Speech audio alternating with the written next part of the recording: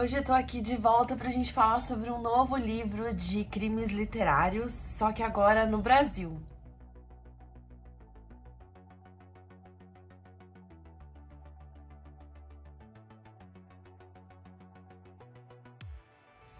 Então vamos conhecer aí uma obra do Jô Soares. Quem não conhece o nosso Jô, eu adorava assistir o programa dele à noite, as entrevistas fantásticas, e ele tem uma forma de condução da entrevista que parece realmente um bate-papo. E eu acredito que a maior parte conheça também o Jô Soares como um apresentador. Mas o Jô Soares também é um escritor e também é um leitor muito fã dessa temática dos crimes. E eu não podia deixar de trazê-lo, uma vez que ele tem aí alguns livros publicados com essa temática, para nossa análise, nossas resenhas dentro dessa linha, né? Até para contemplar um pouco a nossa produção nacional, a nossa produção em língua portuguesa, porque os grandes clássicos dessa temática da criminalística, elas infelizmente são literaturas mundiais, assim, que foram publicadas em outros idiomas, inclusive. Então, eu fiz questão de trazer o Jô Soares aqui para nós termos um representante brasileiro.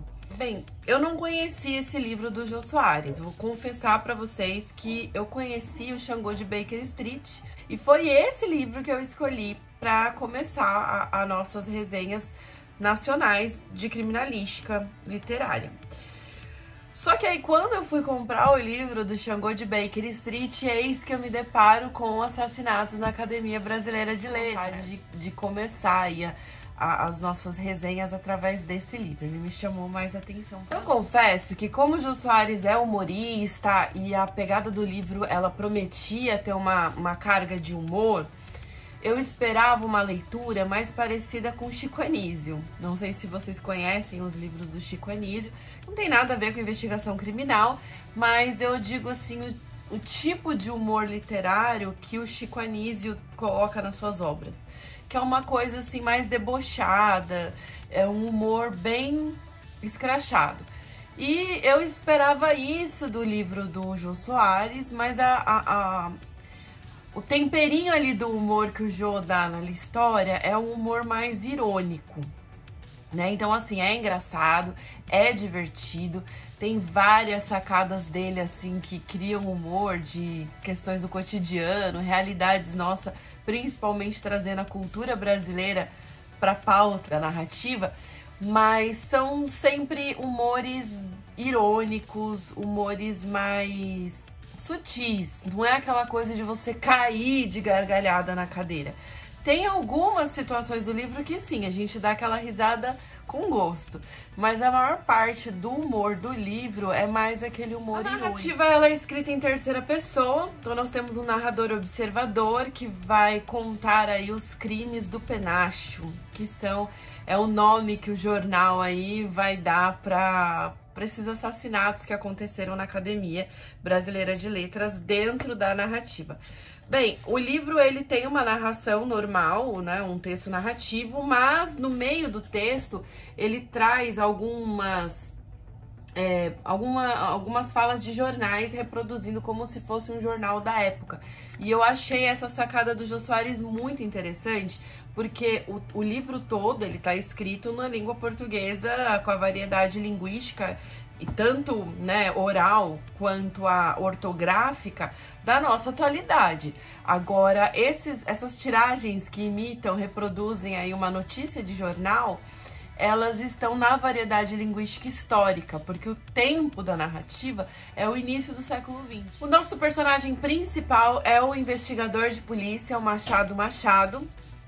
E o Machado Machado tem esse nome propositalmente, porque o pai dele era muito fã do Machado de Assis, e aí quis homenageá-lo colocando assim, duplamente o Machado do sobrenome do pai e o primeiro nome como homenagem ao Machado de Assis. Então, o livro todo vai fazer imensas referências aí a escritores da nossa literatura, a personagens da cultura mundial, não só brasileiro, mas mundial.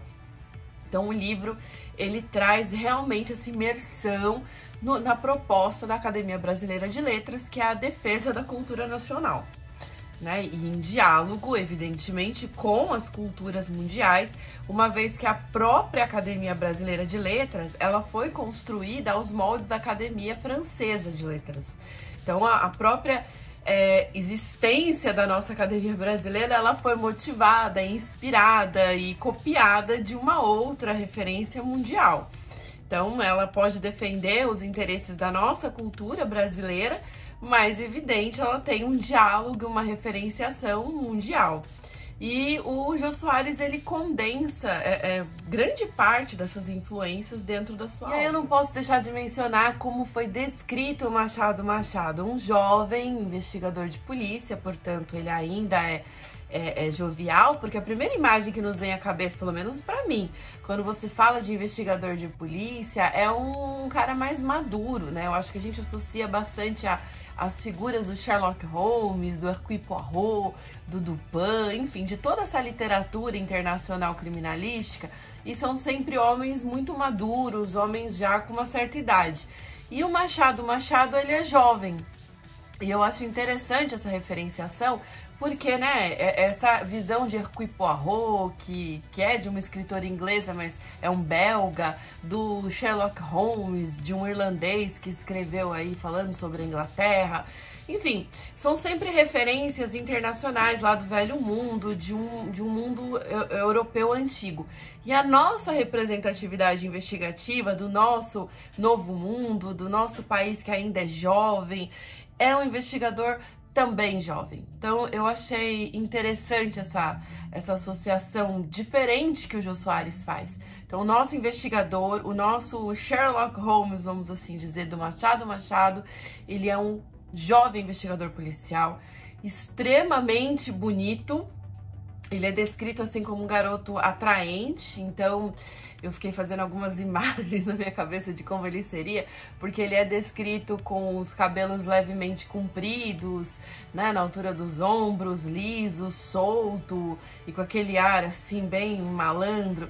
Então eu fiz algumas associações assim na minha cabeça de quem seria, de como seria, né, esse Machado Machado, que é uma personagem sexy na história. É um personagem que todas as mulheres que aparecem na narrativa, elas são atraídas sexualmente por ele. Então, você imagina a pegada aí desse personagem. Além disso, a referência do Machado de Assis, a figura do investigador Machado Machado, ela também não é inocente, ela não é acidental. O Machado Machado é um personagem que vem de uma classe social baixa do Rio de Janeiro.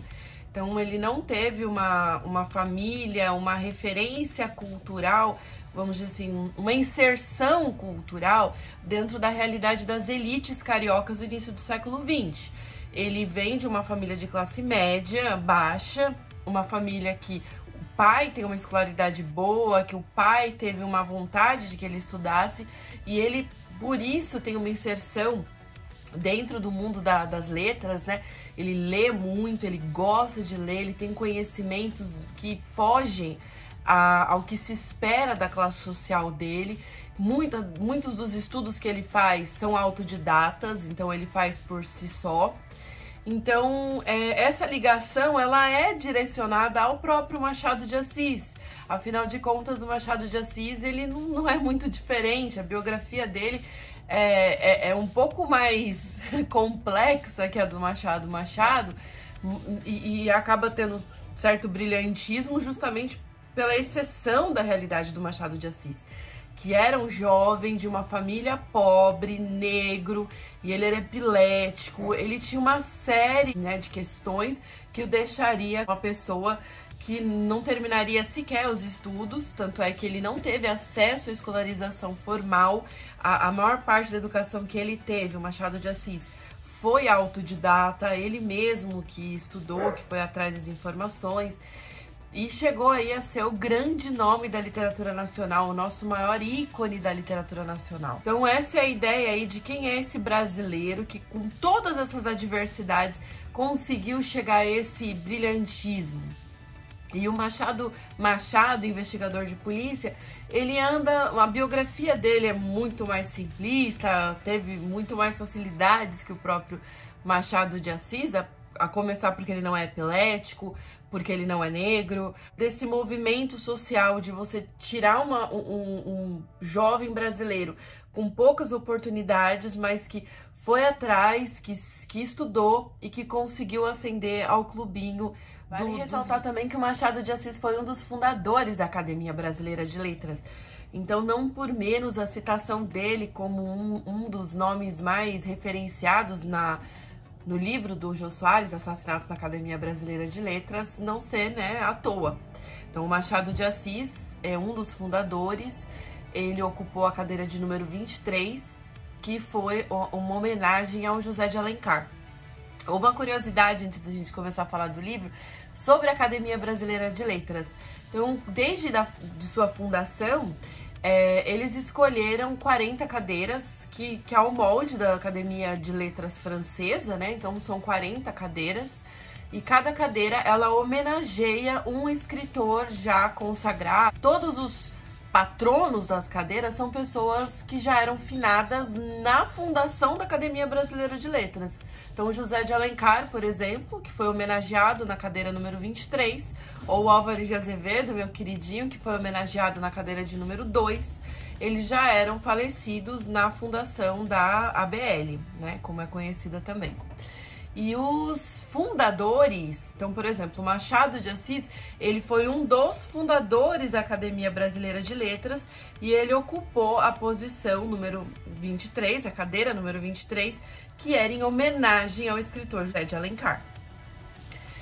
Uma outra curiosidade que eu tive quando eu era do ensino médio, conhecia a ideia da Academia Brasileira de Letras, é que eu ficava assim, nossa, Álvares de Azevedo é o número 2 e José de Alencar é o número 23.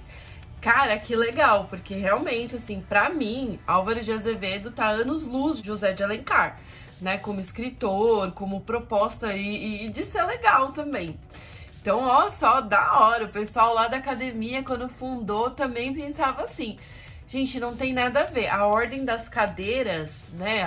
O Álvares de Azevedo ter ficado com a cadeira número 2 e o José de Alencar com a cadeira número 23 não tem relação a posicionamento, um ranqueamento de que escritor era mais erudito, ou mais legal, ou mais isso. Não tem nada a ver. Na verdade, eles escolheram aí os 40 homenageados, os 40 patronos, e nomearam as cadeiras do 1 ao 40 de acordo com a ordem alfabética dos nomes literários desses personagens. Eu falo nomes literários porque, assim, Álvares de Azevedo tá na posição número 2, porque Álvares de Azevedo, né, ele acaba ficando na posição 2. Mas o nome mesmo do Álvares de Azevedo era Manuel Antônio Álvares de Azevedo. Então, assim, né, se fosse colocar numa ordem correta aí dos nomes, ele não ficaria na posição número 2. Mas a seleção, a organização aí dessas cadeiras de acordo com a ordem alfabética era pelo nome como escritor era conhecido, né? Então, Álvares de Azevedo. Ah, mas não é que nem a ABNT, que eles só selecionam o sobrenome? Não, porque senão José de Alencar não ficaria na posição número 23, né? A Alencar, ele iria também lá pro começo da fila. Eles realmente pegaram o recorte do nome do escritor de acordo com que literariamente ele era conhecido, colocaram em ordem alfabética e distribuíram aí as homenagens dos patrões. Bora falar sobre a trama dessa narrativa. Bem, a narrativa ela já começa desde o início com o assassinato de 2 dos imortais, né? Porque quando você assume essas cadeiras aí da ABL, a pessoa é conhecida como um imortal, né? Vamos voltar lá para aquelas discussões aristotélicas da Grécia Antiga sobre os gênios, né? A genialidade, a inventividade, a criatividade acaba fazendo com que o seu conhecimento se perpetue por gerações e, portanto, você atinja a imortalidade. Então, a ideia dos acadêmicos é essa, eles acabam se tornando imortais porque as suas contribuições, as suas discussões sobre a cultura nacional, sobre né, a representatividade artística, literária do Brasil e a representatividade, as discussões linguísticas do Brasil num cenário de discussão da língua portuguesa, a gramática normativa, a gramática geracionista, enfim, da língua portuguesa, representam um marco de um contexto histórico. E por esses pensadores serem os grandes nomes, os grandes representantes, eles são imortais. Nós nunca esqueceremos das contribuições que eles fizeram para a nossa cultura, para a nossa literatura e para a nossa linguística. Então, é baseado nessa lógica, nessa dinâmica, que quando um escritor brasileiro, e uma das condições importantíssima, segundo o próprio site da Academia Brasileira de Letras, para um brasileiro se candidatar à posição de ocupar uma cadeira, é ele ter escrito, né, algum livro publicado, ele ter algum livro publicado aqui no Brasil e que tem aí uma tiragem de venda, uma tiragem significativa.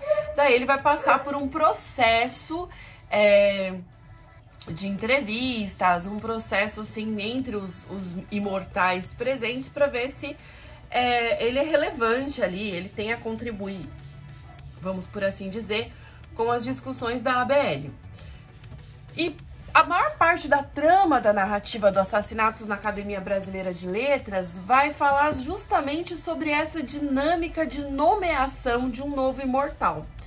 E a história, ela começa já satirizando a premissa maior da academia, que seria essa imortalidade. Afinal de contas, eles são mortos, né?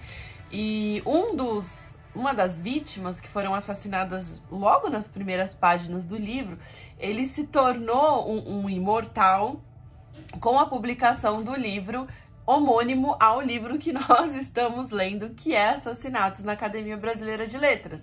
Só que o livro aí da vítima fictícia da nossa trama teve toda uma saga e os acadêmicos todos, de uma única vez, eles foram assassinados num chá das 5 que eles tomam na Academia Brasileira de Letras.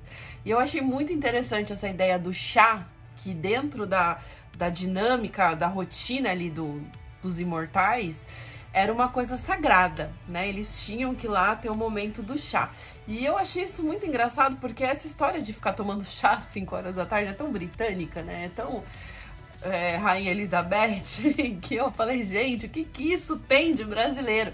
Brasileiro às 5 horas da tarde ia tomar café com pão, não tem nada de brasileiro em tomar chá às 5 da tarde num ritual extremamente elitista, num demagogo, e enfim.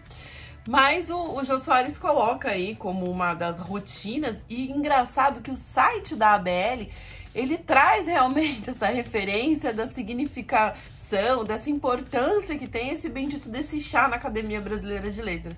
Então não é uma coisa inventada pelo Jô Soares, realmente é real esse chá, eu não sabia desse detalhe. E eu achei assim bastante absurdo, justamente porque não dialoga com a nossa cultura, né? E aí começa-se as esquisitices. Como é que você tem um grupo de pessoas que representam a nossa cultura nacional e que já começam com rituais dentro da ABL que não dialogam com a cultura da grande massa do povo brasileiro?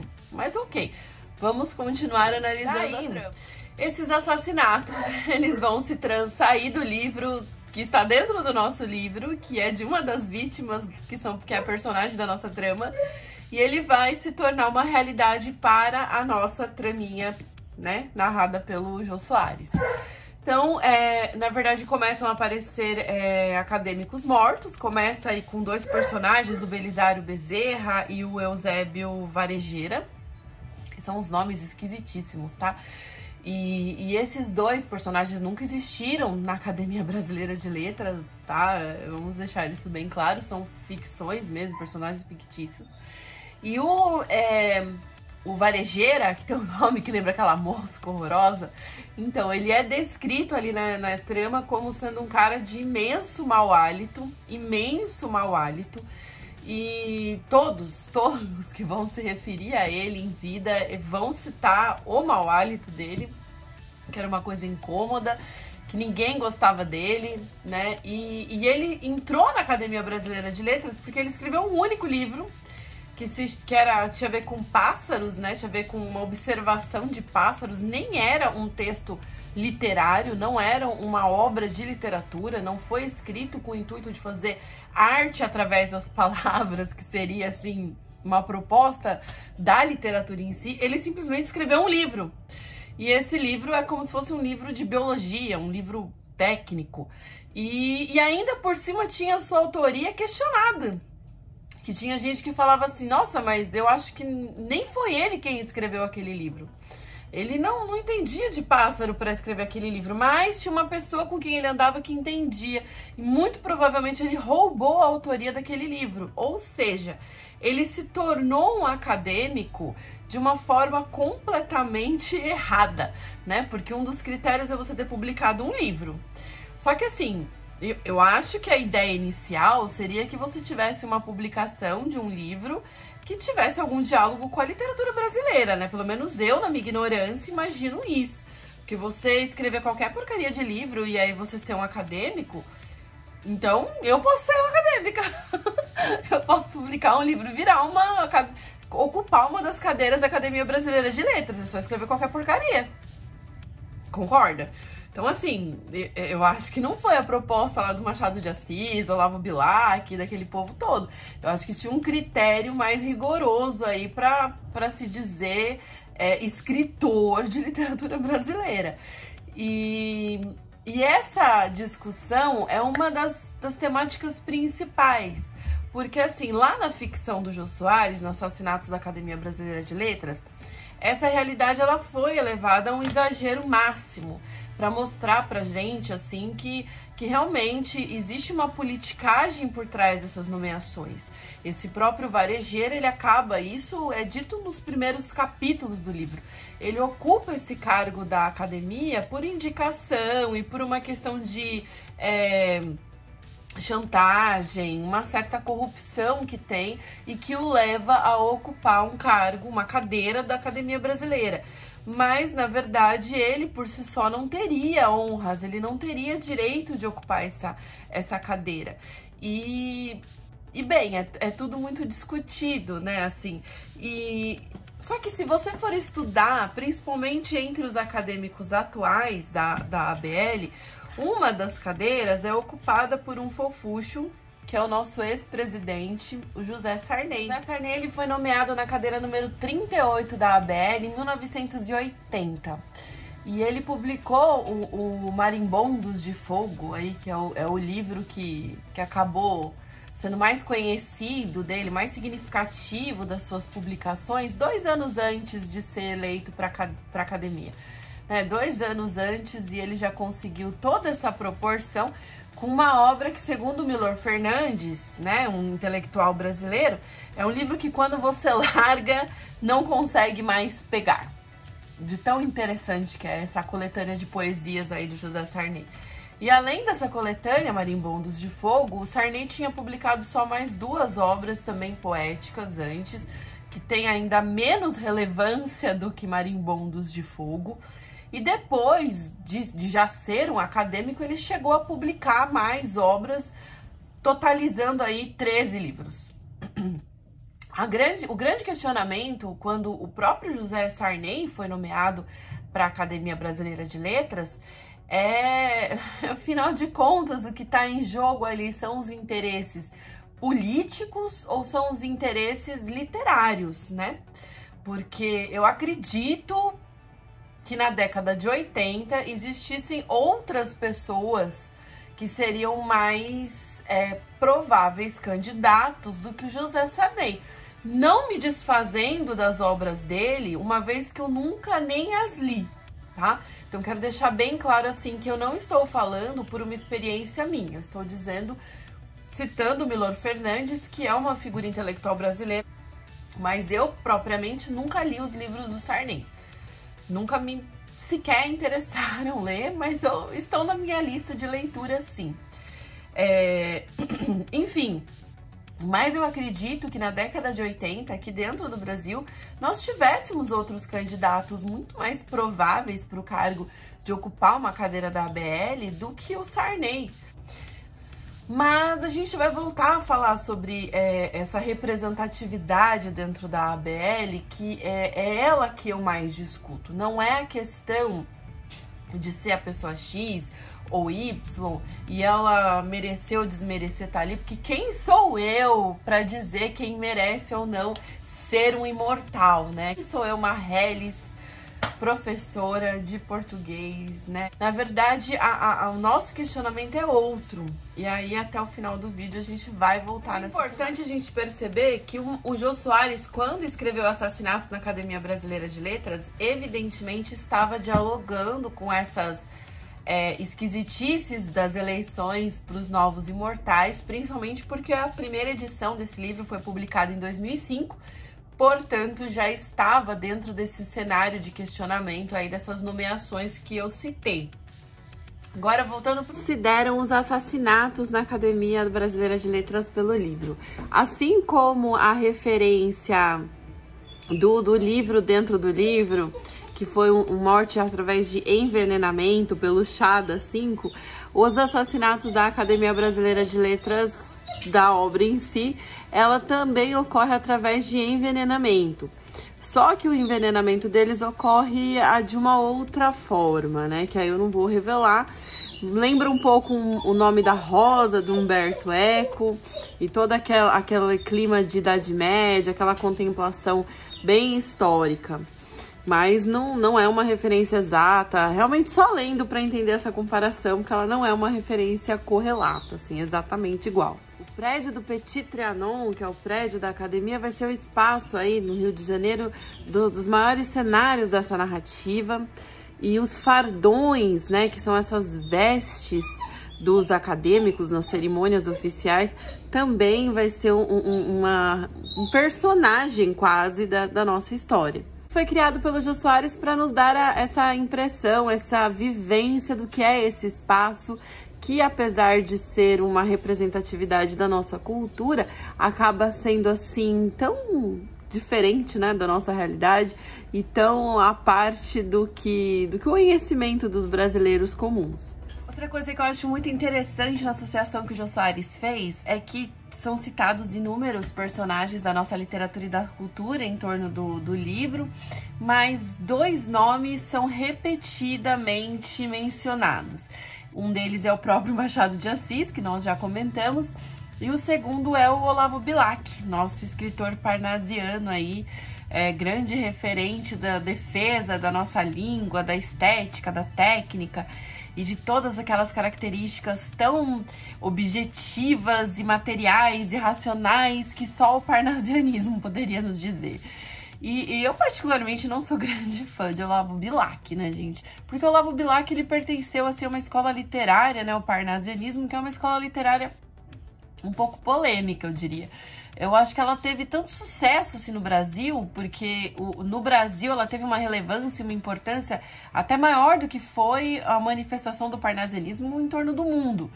Mas o momento brasileiro ali da proclamação da República, daquele militarismo associado à presidência nacional, à ordem, o progresso, aquele positivismo engajado das Forças Armadas brasileiras, ele tinha muito mais a ver com o parnasianismo do que com o simbolismo, por exemplo, que era uma vertente literária em discussão no mundo com uma força muito maior do que o próprio parnasianismo. E o Olavo Bilac é um grande defensor, o grande representante aí do nosso parnasianismo. Enfim, não é uma personagem literária da qual eu de simpatia, não é o caso. E é interessante que uma associação que eu gostei que o Jô Soares fez é porque a referência exaustiva que o livro faz à imagem do Machado de Assis, que, nossa, é um brilhantismo terrível na nossa literatura, inquestionável, apesar de não ser o nome que eu mais admire na nossa literatura, que, como todos sabem, é o Álvares de Azevedo. Mas, gente, não tem como não gostar e não admirar e não idolatrar Machado de Assis. Ele é sensacional, ele é incrível. E então o Machado de Assis, ele é associado ao nosso protagonista, ao nosso investigador policial. Então desde o início há essa referência clara do Machado ao Machado de Assis.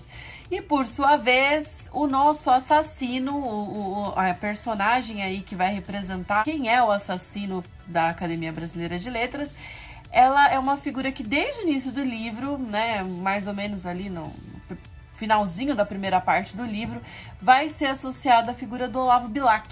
E pra mim foi uma associação incrível, né? Porque colocar o protagonista, o nosso herói, associado a Machado de Assis, e o nosso vilão da história associado ao Olavo Bilac, pra mim foi uma associação muito bem casada.